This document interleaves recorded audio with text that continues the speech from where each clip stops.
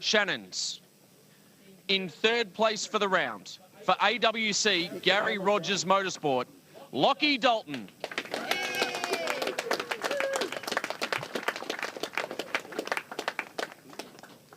In second place this weekend, for Pioneer Pro DJ, Elliot Barber.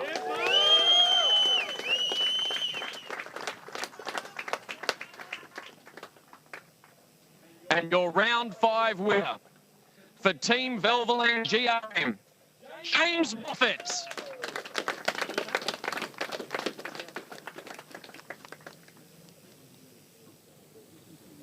Drivers, the podium is yours.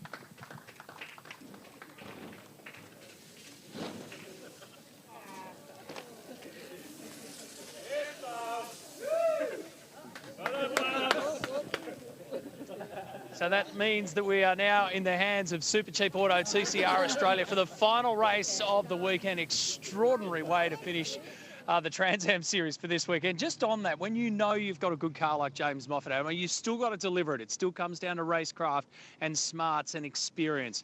But that feeling of having a fast car straight out of the truck, it must be the best feeling that a race driver can have. It is, and it doesn't come around very often. So when it certainly does, you've got to maximise it. But it's a great feeling. You know, it's sometimes probably harder to put a weekend together when the car is so good, because you probably get a little bit complacent.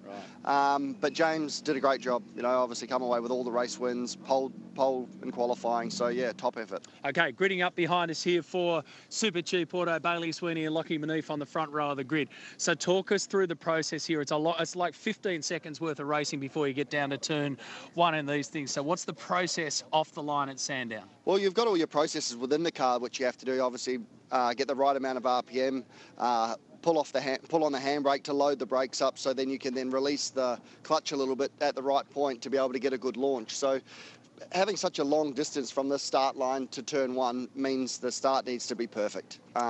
If you don't get a perfect start, then you get absolutely swamped. And then there's mayhem, isn't there? I mean, from 2 to 4, from 1 up to turn 4, there's absolute mayhem before. If you're lucky enough to get through there nice and clear with a bit of a break, you can have a breather up the back for another 10 seconds, but a little bit of mayhem in between. There's plenty of mayhem, but you know, down the straight, it's so wide on the entry and it narrows up to you know, a 90-degree corner. So it's very hard if you're on the inside of the track to get that car turned and rotated enough without running the car on the outside off the road. We saw earlier, Fabs, in the Kumo V8 touring cars, they were 5 wide going down there. So the width of this circuit too, the width of this track leading up to 1 must make you double think. I mean, you know that it's going to be dirty on the inside and outside. So, but sometimes you can't help yourself, can you? You can't, and it's split-second decision stuff. If you've got a great start, you've got the car in front, you decide in split seconds, left or right. And if it's the right decision or the wrong decision, you have to make it work.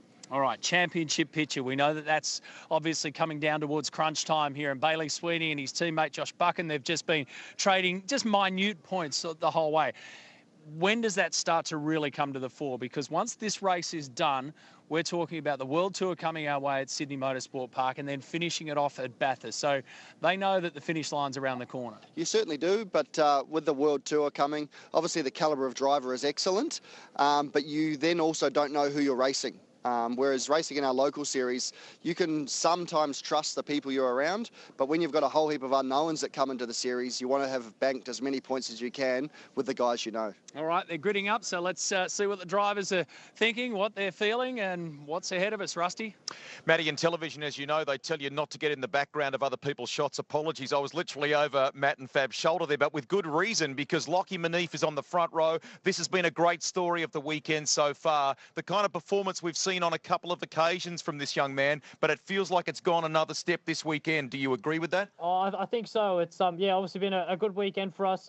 You know, everything, all our hard work from the season's just all come together now, and yeah, it's good to put a good show on here at Sandown, and yeah, obviously starting on the best road possible. I've yeah, got one thing in mind, and hopefully we can make it happen. Okay, so one thing in mind. I think I know what that is, but how do you go about best executing that in amongst a field of drivers that are waiting for the internationals to come? We have seen our share of skirmishes this weekend, haven't we? Yeah, we have, and as you mentioned, as the skirmishes, probably again the best spot to be. But you know, it's so important to get off the line. We haven't had quite the best starts this weekend, but I think I've been able to work out how to go better, and you know, just that first couple of laps tussle is the most important, and that's where most of the passing and the overtaking's done. So just need to execute off the line, get it, hopefully have a good run into one and go from there. Use those smarts. Go well. Thank you, guys. Cheers. Fabs? Zach Suter, looking very relaxed, mate. Yeah, absolutely, mate. I'm just going to go out there and just do what I can do, you know what I mean? That's you never know what's going to happen in these races. They're pretty wild, so we'll just try and get a good start and see where we slot in. The cars looks like it had a lot of pace. The previous race sort of got battered from pillar to post. Yeah, absolutely. Those reverse grid races are just tough, hey? Like, it's just, you get the slower guys at the front and, fast guys trying to come through, and it's a sandwich effect, and it does a lot of damage to cars, unfortunately, and you try to keep your nose clean, but there's some blokes out there that can't really race that well, but it's all good. We'll press on in this one. Right, level head. Good luck. 100%. Thanks, mate. Cheers. Thanks.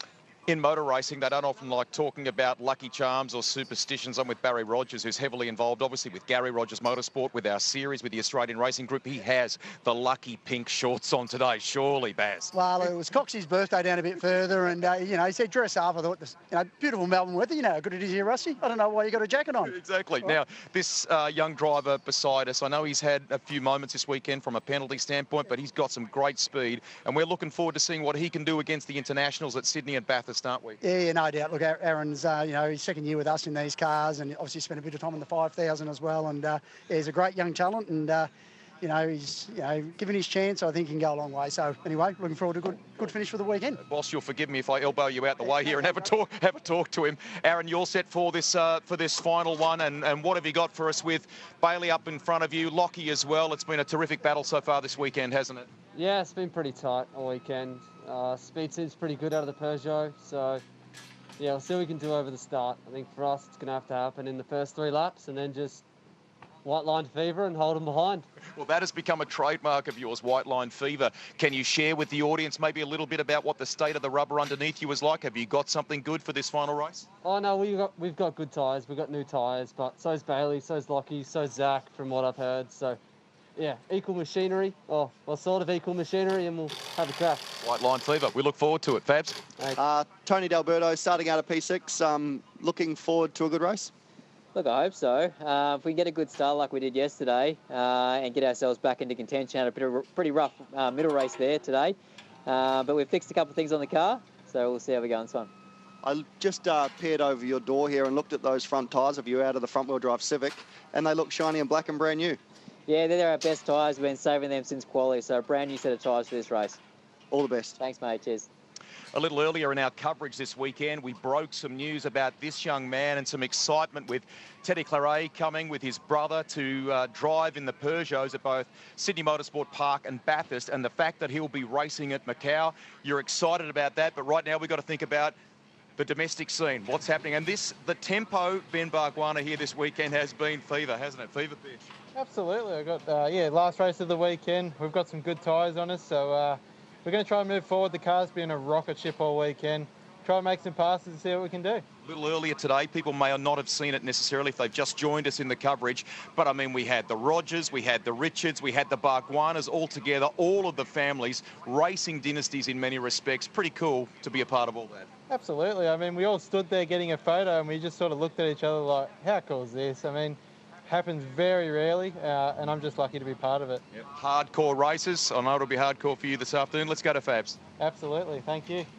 Down here with the birthday boy, he's had some slices of cake, and I reckon there's a few tenths in it. What do you reckon? A few tenths slowing me down, I think, with the extra weight. Yeah, it didn't feel too good warming the tyres up down the back straight, mate. But anyway, it's all right. Plenty of sugar to give us some energy, so it'll be right. Yeah. Plenty of cars in front. You're good at hustling the traffic normally, so I'm expecting a few things from you. Yeah, like, hey, we'll just treat it as any other race, mate. We'll try and make up some positions. Mate, the Peugeots get great starts here for this track surface for whatever reason, so we'll take advantage of it and yeah, move up a few spots, hopefully. Go and enjoy it. Bring it on. Thanks, guys. Starting from position number 8 today, Jordan Cox, thanks to Fabian Coulthard and Greg Russ down on the starting grid as the 13 cars get set for here with the withdrawal of the KMC Wills Licamoliardi of Will Brown as Zach Suter get some last-minute help here from the toughlift.com team. Ready for this final 21 laps. We've had 2 great races, and this is how it started yesterday in race number 1 of Super Cheap Auto TCR Australia. Sweeney and Manif on the front row for the first race, but it was Tony D'Alberto that made the best start. He swept around the outside to take the lead into turn number 1, and from that point, disappeared out to a nice, healthy margin in the number 1 Honda Civic for Wall Racing. As this was Bargwanna and Sweeney, elbows up through turn number 1 in the 130 HMO Customer Racing car. In fact, we'll lose 2 positions here on the way down to turn 2 and 3 as Will Brown got the 2 for 1. Safety car would come out for Clay Richards when a belt come off the water pump that forced that team to an overnight engine change, and that compressed the field for a safety car restart. Aaron Cameron went after Tony D'Alberto. The 2 Audis went side by side. This wasn't the first time, Greg Russ, that this would happen during race 1. I mean, there were points where we didn't quite know where to look, Matt, and the Audis went at it. Cheeky little glance left or right, depending upon whether you're Zach Suter or Will Brown. Look at them running at top speed in the Audis at the end of the back straight. It wouldn't be until we crossed to the onboard a little later that we learned the story about Will Brown on the grass too. Some rally driving stuff from Ben Bargwanna. Cameron and Brown went at it on the run to the flag, and that was all good for Tony D'Alberto, who returned to the winner's circle. Great stuff for the champion. For the first time in 12 months, and got himself back into championship contention with that win that he celebrated on the podium in race number 1 yesterday. But today, we spun the top 10 around for our inversion race with Tom Oliphant starting there for the 2nd time this year, but this time the Lincoln Co. Jordan Cox made a brilliant start down the inside on the dirtier side of the track on his birthday to what we thought would be a nice lead by the time we got to turn number 1. And when we got to 1, a little bit happened. Watch this. So the Schaeffler Peugeot gets a little bit of contact from the Lincoln Co entry. Buchan went wide thinking it was all going to go bad. Oliphant with his hands full with a resurgent Bailey Sweeney after a penalty from race 1, making a statement, making his intentions very clear, took the race lead. Off the track went Clay Richards in the Hanger Forklifts Peugeot. He got back onto the track. The gravel traps have been very forgiving this weekend at Sandown. This was Cameron down the inside of Oliphant, who was suffering from a lack of straight line speed in the Lincoln Co car. Found himself in the bobsled crew there, but would lose the position to Lockie Manif as he came in with the front Kumo tyre locked up. Suter was so lucky. Dad Shane would have been proud with that one. The old sidecar method came into that one there. Brown, unfortunately, out. And out of the final race of the weekend as well. A blown oil cap, we believe, was the issue. And while the NPC racer became a spectator, Sweeney continued to build on his series lead. That was the perfect response to the penalty. All good for the championship race for the HMO Customer Racer, and that's what the podium from race 2 looked like. Manif there, Cameron as well, and naturally they represent the top 3 on the grid here. So championship standings wise, well, it's Bailey Sweeney with 5:38 over Josh Buchan with 5:23. Cameron 5:05. He is very much in the game here, Matt. It's this little battle between Manif, D'Alberto and Cox that we'll keep an eye on, and Ben Bargwanna, compressed by about 16 or 17 points there. So a lot to play out with the final race before the internationals make their way out for part of the World Tour at Sydney Motorsport Park in the first week of November. And of course, 1 week later at Mount Panorama with the Bathurst International. A whole fleet of cars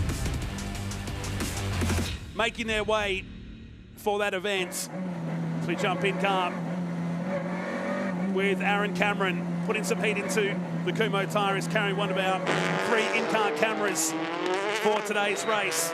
And of course, it's based, Rusty, on the points from qualifying and the 2 races leading into this. So a bit of a mixed bag.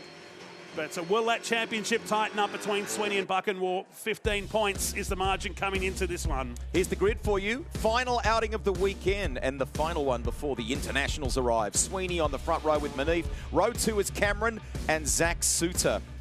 Row 3, Josh Buchan, who's currently 2nd in the points race alongside the reigning champion, Tony D'Alberto. Then it's Ben Bargwanna with a massive back end of the season, including some international appearances alongside Jordan Cox. I feel for Cody Garland, some dramas earlier today thwarted what was a very impressive march up the field in race 2. Ian McDougall and Michael Clementi starting towards the back of the field today. And Clay Richards in his first start in the 2nd Bargwanna Peugeot for Hanger Forklifts. Looking to get a result here today. Remember, he finished on the podium in the top 10 race. And as ever, Team Clementi never fail, do they? Always out in force, always out in voice and big numbers. Great to have you here with us. And that is a very large photo of Michael Clementi's That'd be the kind of thing you'd have in your pool room, I wouldn't you? think we've got a picture of Greg Rust, and we can do the same for the Super Cheap Auto Bathurst International. We'll send it global. No one should be subjected to that. Back aboard with Cameron. Now, they do this thing where they kind of rigorously weave the car left and right. They're front-wheel drive. They're trying to get as much temperature as they can, particularly into those rear Kumo tyres. As Matty White mentioned before, getting a little bit cooler in the afternoon here at Sandown. It's our final race of the weekend for what's been a tremendous, a very enthusiast-orientated Shannon's Speed Series. Shannon's great partners of ours. Make sure you check out, not only have we had very cool cars in the Shannon's garage at every round of the series during the year, little competition that you should check out on the Shannon's website as well. So just as it was in race number 1, Sweeney and Manif. They did this 24 hours ago in about 2 minutes' time. Anyway, on our screen, will today be the day for Manif? Well, the car pace has shown that. They were in the wars during practice on Friday, a drive shaft issue. And they spent a lot of time here on Friday night to have that car repaired. It was great in qualifying. Can he reward the team with a result? Or will the series leader, Bailey Sweeney, just drive off into the distance? The lights go out for the final time at Sandown. Look at Aaron Cameron, best start for the second row, and just takes no for an answer in the Eve Valvoline Peugeot. And to the front he goes, D'Alberto with Suter. They dive down the inside, they're 3 and 4 wide. Into turn number 1. It's going to be Cameron. Sweeney to second. Zach Suter has made a brilliant start. Can he hold on to it? Cameron, I think, looked left and right. His launch sequence was mighty, and he kind of couldn't believe it. It was like the parting of the seas. The Peugeot's through, ahead of Sweeney. Manif's got his hands full here, trying to stay in touch with Zach Suter. Then it's Jordan Cox, up and over the curb for Ben Barguana. In the Burson Auto Parts entry, he's wheel to wheel with the champion, Tony D'Alberto. Final outing for Tony in that model Honda. The brand new one is on the docks. It's arrived. It's here. We couldn't quite get it through customs. They touch, the pair of them. Barguana's going to go through here. Is he in too wide? Runs too wide. He'll have to rejoin without gaining an advantage. Ooh, that'll get your heart rate up. He was thinking that, but he was running out of space to park the car, wasn't he? Because there was an I-30 sedan just behind him that was waiting to take that position. So they come through to complete 1 of 21 at Sandown Raceway. Cameron with the best start of the year in the Eve Valvoline Peugeot from Sweeney, Suter, Manif, Cox, who's made up 3 positions, D'Alberto, Barguana, and here it is from the start, the red Peugeot, like a bullet between the two on the Super Cheap Auto replay. And look at the margin he had before he got to turn number 1. Here it is from the in-car. Just releases the hound, and it's gone. Right between the two of them. And a quick glance in the mirror going, sheesh, where is everybody? Look at that. And Manif suffering from frostbite on how quick that car went through. They must have been going, what the hell has he done? That was good. Slingshot engage. He was away. Incredible start. And it's half a second at the moment. Here's Oliphant. And the Carl Cox Cooper in the background. And Clementi just gets that car through the middle of 6, 7 and 8. While Suter has him queuing up behind him in the tough lift Audi. Manif, Jordan Cox, Tony D'Alberto, who lost the position at the start. It's Aaron Cameron looking for a second victory in 2 years. At Sandown Raceway, won the first one last year that was postponed initially due to the incredible amount of water that we had at Sandown. We got the race in just before another deluge of rain came through. And he leads the final race here as we start lap 3. Just looking at the points for the route, Matt, and it would, I think, potentially, if things stay as they are, we're not done yet, obviously, but Aaron Cameron might end up being the top man for the top driver for the round. So got a penalty on Saturday, but at the moment has just enough over Bailey Sweeney, who's now starting to bolt together some good sectors. Just looking at the test for Lockie Manif as well versus Zach Suter. So Manif potentially is still going to finish 3rd for the round, so you'll have to keep that in mind. 2 Audis, one of the new spec, one of the more seasoned cars in the field that was part of the original field in 2019 of Lockie Manif. Of course, Liam McAdam drove this car as well for the LM Motorsport team before the Beneath family bought this car. Finished off the 2021 series in it. Great man, Garth Tander, and some miles into the thing as well, didn't he? So it's got a good pedigree. And at the moment, you would argue that it's relative to the brand new model ahead of it, it's not that far off the mark. So that team continues to do a really good job with what they have to play with in this championship. Great performance here this weekend. He's absolutely taken it to another level. Sweeney, fastest lap of the race so far, 1 minute 15.49. Closes in. Manif's ever so close here now. He's made up a little bit of ground in the first sequence of corners. Oh, what's going on there between Cox and Alberto? That started in the middle of the turn there at 3. And it's brought about 3 cars into it. So Cameron's got Sweeney, who's starting to engage at half a second. D'Alberto around the outside, maybe on Jordan Cox. A bit more speed from the Schaeffler Peugeot. And 5 cars in this battle on the way down to turn 9. Dandenong Road corner as Cox parks it to the middle, and they play dominoes on the exit of 9. Good pace from Clementi, probably the best that we've seen so far this weekend. They were on the back foot to begin with, but look at him, he's aggressive at the moment there in the Carl Cox Motorsport Ryco entry. Buchan can't afford to get involved in any argy-bargy here, though, because he's got a big title race, championship. Argy-bargy. I love that line. It's so good. An old one, sorry. It's an old PlayStation line, isn't it? Murray Walker used to say that back in the day. Argy-bargy, we love it. Here they are in the 1 again. D'Alberto. Oh, did they touch? Now remember, there was tension. There were words between these two. Jordan was pretty fired up with Tony D'Alberto at the end of Queensland Raceway. D'Alberto hit back on Facebook in between time. So these two find themselves on track in the same place in the final outing of the weekend here at Sandown. And the queue behind them are just waiting for something to go pear-shaped here. This is brewing. This is brewing in a big way. Who's that in the background? It's Manif. No, it's the Carl Cox Motorsport car. I'm looking right. I think that's the challenge entry in the pits at the same time. How many cars do you like in a battle, Rusty? 7, 8? Check the variety of mates. All line astern, thank you very much. If you're new to Super Cheap Auto TCR, well, there's a little bit of variety for you here. Up in front, Cameron leads, but he's under siege here because Sweeney, fastest car on the track, trails by just 0.3. Then it's a bit of a gap back to Zach Suter and Lockie Manif, fighting over 3rd place on the racetrack at the moment. Now, there's different things to consider here. Sweeney at the top of the points ladder. Separately, Cameron could maybe just win the round. Now, Cox, we're being told as we look at a replay here, may have been given a warning relating to blocking by the officials here at the track. So, yeah, I'd like to see what was going on at turn 3 and 4. And it was starting back there before they all started stacking up. Down there through 6, 7, and 8. Here he is again. So they pulled away again. There's chunks of rubber. There's chunks of rubber being sent into the air, which got my attention. Hopefully it's just marbles off the Kumo tyre that's peeling away. Then they've just run over. Oh, background, Cody Garland's locked up. He's heading to the gravel. He's heading to the gravel. And will he get out? Everyone else has, so why would that change this weekend? And does so, but drops him away from that group of cars in the E. Valvoline MTA 41 Peugeot.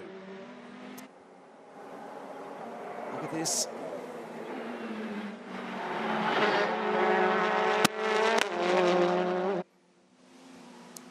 $15.3 for Sweeney on the last lap, $15.4 for Cameron. Nothing in their lap times, but they've pulled away nearly 4 seconds to Suter, who's got Lockie Manif on the back grille of his Audi, and it is Ian McDougall. Yeah.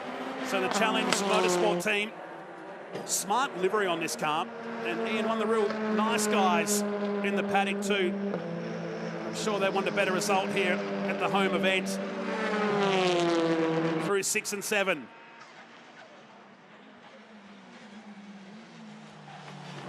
Manif just can't get past Zach Suter again. He's been doing this all weekend long, hasn't he, Lockie? Through 6, 7 and 8, pinching a break. Hasn't hurt his straight line speed, but just can't get past this brand new spec Audi in the pit. Clay Richards. Oh. So that's the entry. Now, yesterday was a cooling issue for this car. It necessitated an engine change. We'll get someone, Fabs, down there to get some clarity. Meantime, up in front, we're watching both sides of the screen. Sweeney is able to get on by. Up into the race lead now. So Sweeney to the lead, the off in-car camera with Aaron Cameron. Nice little crack in the windscreen there underneath the number 18. More than likely from the punishment the cars are giving on the curbs. So has the Yves Valvoline Peugeot got something for us? Or is the championship leader now going to sail off into the distance and put himself in the box seat going into Race Sydney on the first weekend of November? We race under lights at Sydney Motorsport Park on Friday and Saturday night. It's going to be massive as we go to pit lane. Here's Fabs. Ian McDougall, not a good sign having the car here in pit lane. Can you tell me what happened? Yeah, a bit early back in pit lane for the end of the race, but yeah, just lost gears up the back straight, wouldn't have upshifts, and then made a clunk as I was coming down into Dandenong Road. So yeah, the gearbox mount seems to have let go at the moment. So anyway, sorry to hear. That's all right. We'll live and learn. It's reasonably in one piece, so we'll be ready for the next time. Yeah, at least we've got a few weeks in between now and the next round. Yeah, definitely now rather than the next round where we've got a week off. So yeah, a couple of weeks to get it sorted. All right, enjoy the break. Great, thanks. They've been just gradually building their own setup, Matt, haven't they? They've got a good tie with Melbourne Performance. He's got quite an important job with the AFL, and he's become a dad in the last few months as well. So good to have them back as a part of the championship this weekend. Meantime, Manif continues here in the battle with Suter. Now, Sweeney's been able to get away from Cameron to the tune of almost a second. So the Hyundai pilot, there you go, has extended the race lead. 2/10 quicker in the first sector alone for the HMO Customer Racing I-30 hatch. Suter and Manif still at it here for third and fourth. Good to get a result for both these guys to get a podium again. And for Suter, remember they were plagued with dramas in the first round at Simmons Plains, as were the Melbourne Performance Centre team.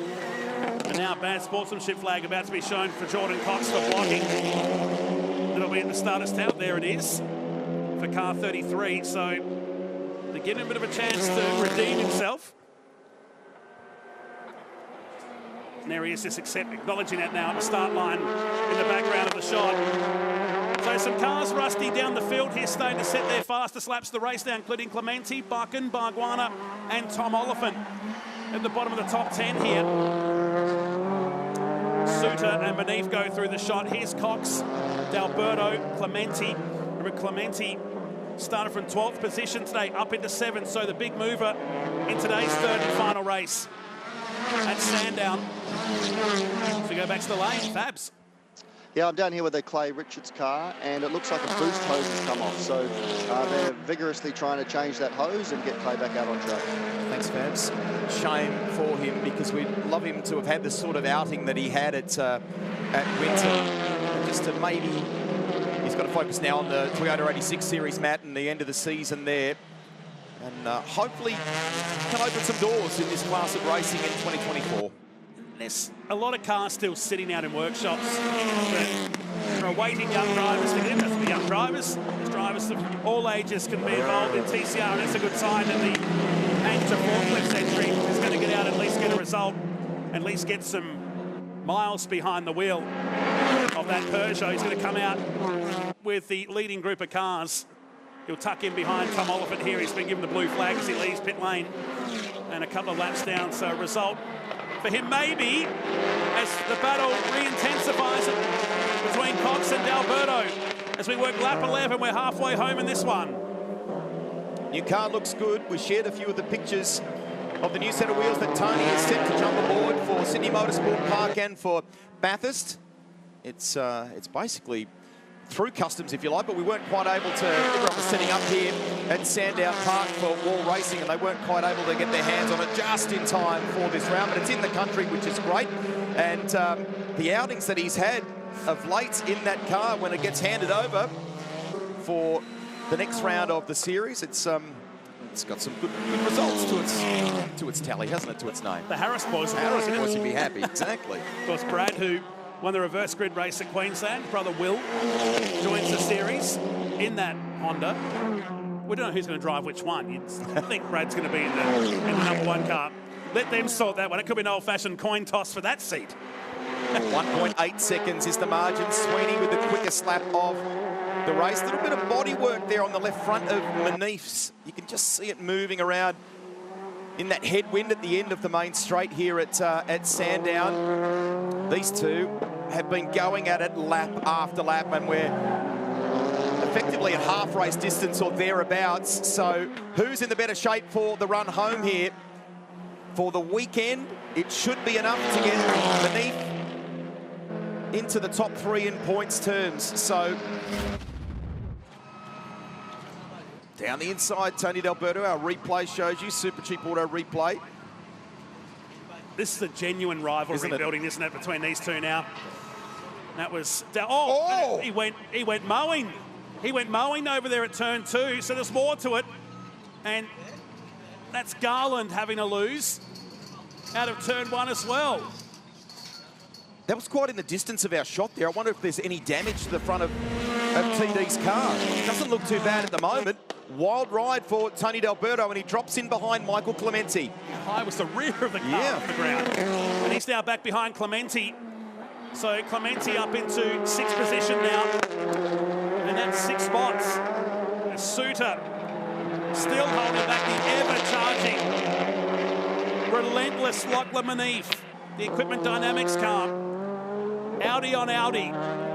Turn 4. They're losing touch with the two ahead as they argue for the final podium position in Super Cheap Auto TCR Australia. It just gets that little bit of an advantage, doesn't it, the Suter car, when it hits the straights. Manif's actually pretty impressive when we get to Dandenong Road down here and then beyond. He seems to be able to close the gap again. We drift back to Jordan Cox here. Looking at the front of Tony's car. He's got away with one here. Very, yeah. But now Jordan Cox can't relax because Clementi's in with a shot now. Clementi wants to get involved between these two who've been squabbling for the last couple of rounds. But this is what this series is about. We want rivalries. I don't think Michael would be worried one bit about TD versus Jordan Cox. The Cupra that won earlier this year, one of the new cars to arrive on the scene of Australian TCR competition, and was worried they had lost the straight line speed after practice. He was really concerned they weren't going to have that for the weekend, but they found something overnight before qualifying, and that's showing today. He's made up 6 positions. So this battle that had 7 or 8 cars before calmed down for a bit, but it's just starting to move. The storm clouds are gathering, one would say. Oliphant's not been able to make much in the way of ground there in 10th place either with that Lincoln car. It'd be interesting to talk to Ash Seawood after this round. They talked about it just not having the straight line speed here. What sort of package, how competitive will that package be for the likes of Sydney Motorsport Park and certainly for Bathurst? It's one of the highly sought-after machines. There's a rule in World TCR and among them, so but we're gradually getting to know it. Really excited to see what happens when the internationals come out, Rusty, for Sydney and Bathurst, because that'll be a real measuring stick on where we are as a championship. On the world stage, and we start to see guys like Nestor Girolami when he came out here in 2019. What's he going to be like when he comes out? And have we moved forward? Because in 2019, he's completely dominated this round, right at this place, yeah. Brilliant performance by him. They're very fond memories for many people of the series, of his appearance here. When we had a season where it was new to Australian shores, and we kind of mixed it up as we got used to the cars and what they were like and became familiar with them. We sprinkled it with various international guest or visitor drives, but now we're going to have an absolute onslaught of them coming here for the next round of the series, and of course the Bathurst International as well. That's a great example there. You can see Lockie able to close up there under brakes, but Suter's car strong on the two straights here, the front straight and then down the back there, of course. Just got his measure at the moment. Not much in it though. If Manif could get released, he might have had a chance to get up there towards the back of Aaron Cameron, but Zach Suter is driving really well here as we're in the Audi in-car camera with a tough lift Audi. Third position, and only holding this by 0.3 of a second to work lap 16 in the final race today. Sweeney out to nearly 3 seconds on Aaron Cameron, who made the best start of the weekend, maybe of the year. Boy, they just punished the curbs. This was the old turn one back in the day, when the pits used to be down that end of Sandown Raceway. Track that dates back to the 60s. And when you walk into this place, you really get that sense of history. When you sit up in that grandstand, think about some of the names that have raced here over the years. And stuff like the Sandown 500, the World Sports Car Championship, and so much cool racing as Manif really starts to push the 110 Audi. Let's go back to pit lane. Yeah, I'm down here in the Wall Racing Garage. I've just spoken to David Fife, Tony's engineer, and there's one fired up Tony D'Alberto behind the steering wheel of the Type R Honda Civic. So apparently the reason why that's happened is there was a black flag for Jordan Cox, and 2 laps later, that incident we saw with Tony going through the turn 2 grass was a cause of, you know, the black flag being issued afterwards. Prior to that. So, yeah, not quite sure why they're still battling for position when there's been a black flag issued. It was a bad sportsmanship flag, Fabs, that came out, a black and white flag at the starter's tower. So, as you know, probably better than me and Rusty do, you're being watched. And at the moment... So here we go. Let's have a look at this again. It's after this, though. Watch the Honda Civic. I think it had enough here and just wanted to go for it. Cox got up on the curb, and all of a sudden the Honda was like a front-end loader, wasn't it? Scooping up the grass. So this is genuine feeling. As we go back to live shots here, 5 to go in race 3. Clementi looking to make the move on the Schaeffler Peugeot. As we start to turn up the temperature and sort out our top 10 at the end of today's race.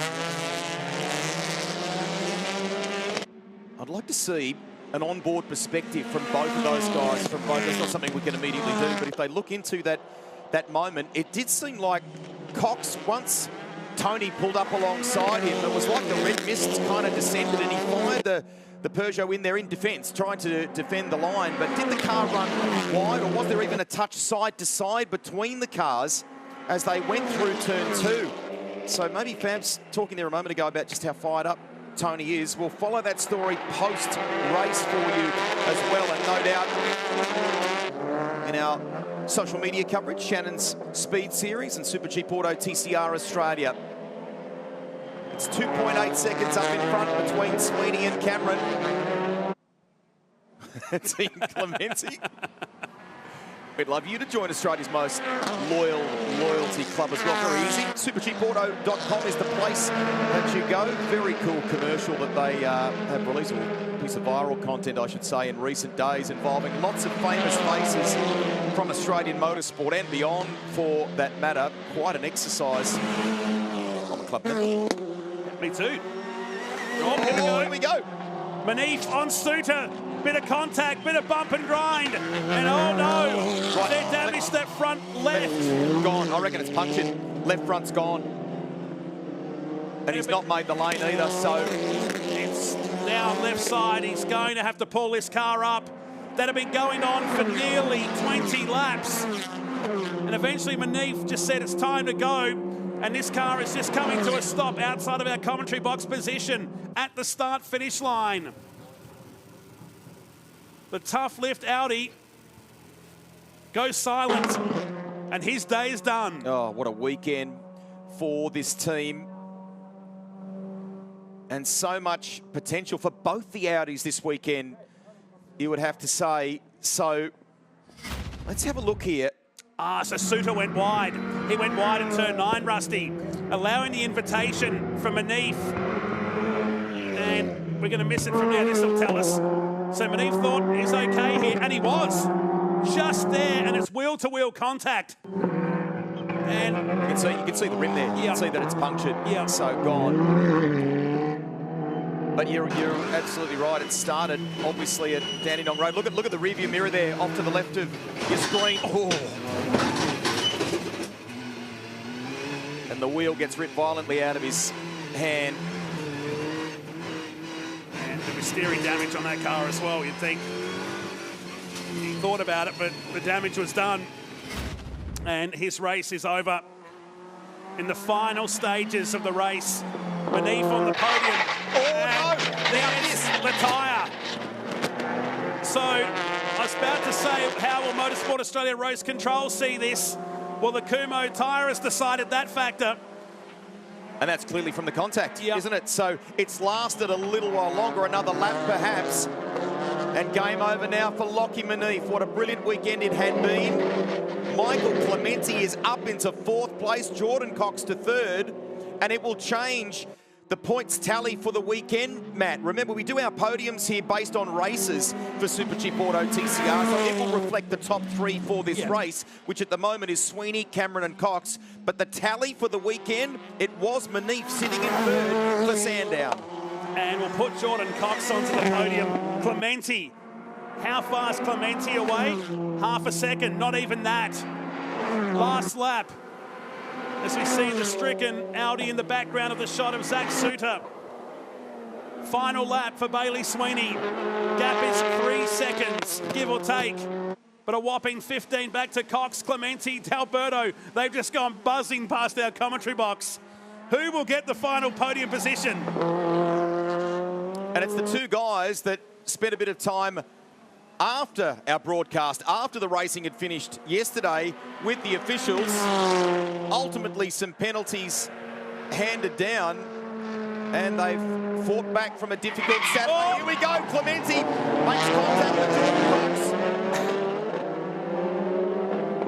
Cox. Hard to see how that started, but D'Alberto was in there, and he'd be almost better off to get him behind Clementi here as Cox gets hung out to dry. Drag race on. D'Alberto, will he try the outside? This is for the last podium position. The Honda sweeps around the outside in a game-changing moment of the race. Bailey Sweeney's going to take this one out. Wins the final race on Sunday at Sandown from Aaron Cameron. But look at Tony D up into position number 3. Incredible finish. And I sense there's going to be a bit to talk about with these competitors afterwards. D'Alberto will get there. In the wall racing Honda from Michael Clementi up into 4th place. Then it's Jordan Cox. The most popular 3rd place want any time we've seen this year. Oh man, I was watching the timing screen and that was compressing really quickly up there at turn 2 and 3. And we came to it just as it was all starting to unfold. And in the end, Tony D gets a podium. 20 seconds away from this guy, picks up another victory. And will be the series leader by a good margin as we head to Race Sydney in November. And think about the championship points equation too. We'll update that in a moment for you. It's good for Aaron Cameron, but Josh Buchan, who was 2nd in points terms, only finishes 7th, as you can see there in this race. So it's Sweeney who does it again by 3.3 from Cameron. What a fight to the line. Tony D'Alberto gets that final spot. Good battle with Michael Clementi, Jordan Cox and more. Tom Oliphant would ultimately finish in 8th place, with Lockie Manif rounding out the top 10 after that contact with Zach Suter. The pair of them coming together in the final corner, and 2 punctures, unfortunately seeing both of them, and some steering damage, we think, for Suter, failing to finish the race. Whew. Yeah, breathe. That's what we're going to do. So much went on in that race. Got a feel for this guy. How's the polar opposites in the story there? We go from Sweeney one moment to this guy here. And the body language tells it all, doesn't it? The helmet gets unbuckled. A podium position that goes begging at the end as the paddock begins to clear at the end of the Shannon Speed Series. Round at Sandown. Loved it. We got 3 good races in over the last 2 days. Tony D'Alberto hanging in with this championship. He's about 82 points away now from the series lead.